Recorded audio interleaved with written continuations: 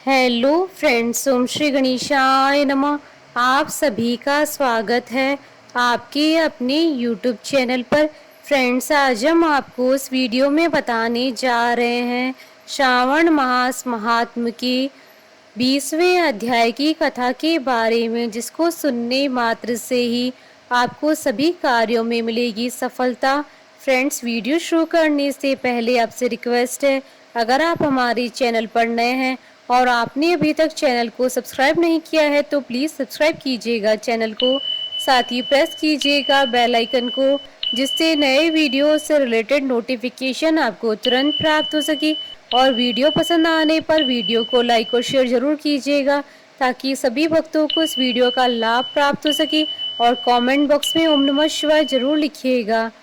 श्रावण मास महात्म सभी प्रकार के विघ्नों का नाश करने वाले तथा सारी सृष्टि का पालन करने वाले श्री गणेश जी तथा ज्ञान के दाता देवी श्री सरस्वती जी तथा सब पुराणों के कर्ता श्री व्यास जी तथा गुरुदेव जी के चरण कमलों में नमस्कार करके भगवान की श्रद्धा और भक्ति रस में डूबे हुए श्रावण मास महात्म की कथा कहती हूँ।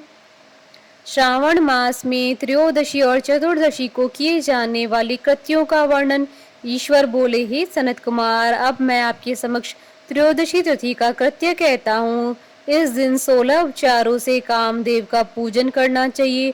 अशोक, मालती पुष्प, देवताओं को प्रिय कमल, कौसुम्भ तथा बकुल पुष्पों और अन्य प्रकार के भी सुगंधित पुष्पों, रक्त अक्षत, पीले चंदन, शुभ सुगंधित द्रव्यों तथा पुष्टि प्रदान करने वाले तथा तेज की वृद्धि करने वाले अन्य पदार्थों से पूजन करना चाहिए। नैवेद्य और मुख के लिए रोचक तांबूल अर्पित करना चाहिए। तांबूल अर्थात पान में चिकनी उत्तम सुपारी, खैर, चूना, जावित्री, जायफल, लवंग, इलायची, नारिकेल के बीज के छोटे टुकड़े, सोने और चांदी के पत्र, कपूर और केसर, इन पदार्थों को मिलाना चाहिए।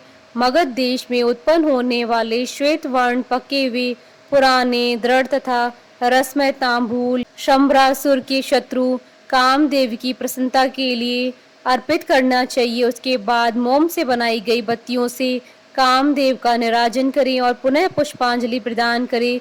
इसके बाद उनके नामों से प्रार्थना करें, जो इस प्रकार से हैं: समस्त उपमानों में सुंदर तथा भगवान का पुत्र प्रद्युम्न, मीन केतन, कंदर्भ, अनग, मनमथ, मार, कामात्म संभूत, जश केतु और मनोभाव, कस्तूरी से सुशोभित, जिनका वक्ष स्थल आलिंगन के चिन्हों से अलंकृत है।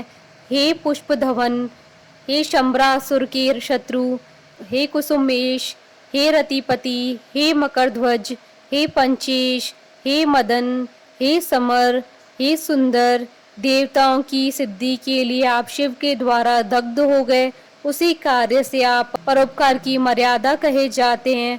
आपके दिग्विजय करने में वसंत की सहायता निमित्त मात्र है। इंद्र दिन रात आपका मनोरंजन करने में लगे रहते हैं, क्योंकि अपने पद से च्युत होने की शंका में वे तपस्वियों से भी भयभीत रहते हैं। आपके अतिरिक्त दृढ़ मन वाला कौन है जो शिवजी से विरोध कर सकता है?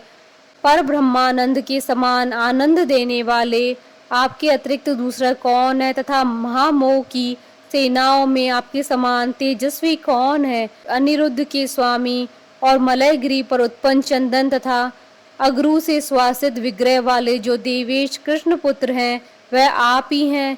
हे शरतकालीन चंद्रमा के उत्तम मित्र, हे जगत की सृष्टि के कारण, जगत पर विजय के समय दक्षिण दिशा तथा पवन देव आपके सहायक थे।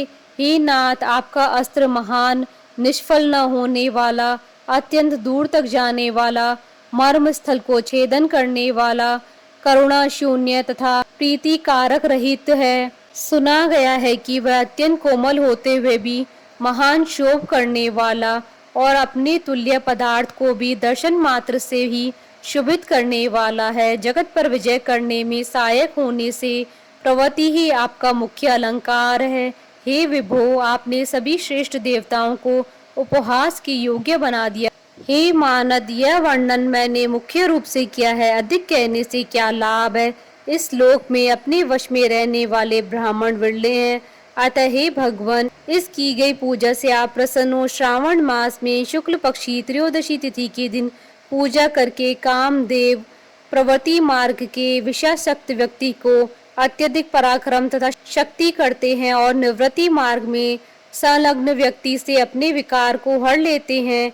श्रावण मास में शुक्ल पक्ष की त्रयोदशी तिथि में अपनी पूजा के द्वारा संतुष्ट होकर ये कामदेव सकाम पुरुष को अनेक प्रकार के अलंकारों से भूषित तथा मनोरम स्त्रियां प्रदान करते हैं और दीर्घजीवी गुणों से संपन्न सुख देने वाले तथा श्रेष्ठ वंश परंपरा वाले अनेक पुत्र देते हैं। हे मानव, त्रयोदशी तिथि का जो शुभ कृत्य है उसे मैंने कह दिया। अब चतुर्दशी तिथि में जो करना चाहिए उसे सुनिए। अष्टमी को देवी का पवित्रारोपण करने को मैंने आपसे कहा है। वह यदि उस दिन न किया गया हो तो चतुर्दशी के दिन पवित्रक धारण कराए। चतुर्दशी तिथि को त्रिनेत्र शिव जी को पवित्रक अर्पण करना चाहिए। इसमें पवित्रक धारण कराने की विधि देवी तथा विष्णु जी की पवित्रक विधि के समान ही है। केवल प्रार्थना तथा नाम आदि में अंतर कर लेना चाहिए। शैव, आगम तथा जाबाल आदि ग्रंथों में इसकी जो विधि है उसी को मैंने कहा है। विकल्प में इससे जो कुछ विशेष है उसे मैं आपको बताता हूँ। 11 अथवा 48 अथवा 50 तारों का समान ग्रंथि तथा समान अंतराल वाला पवित्रक बनाना चाहिए। पवित्रक 12 अंगुल प्रमाण के, 8 अंगुल प्रमाण के, 4 अंगुल प्रमाण के अथवा पूजित शिवलिंग के विस्तार के प्रभाव वाले बनाकर शिव जी की प्रसन्नता के लिए अर्पण कर देने चाहिए। विधि पहले बताई गई है, फल आदि पहले कहे जा चुकी हैं। जो इस व्रत को करता है वह कैलाश लोक को प्राप्त करता है। हे वत्स, मैंने यह सब आपसे कह दिया, अब आप और क्या सुनना चाहते हैं?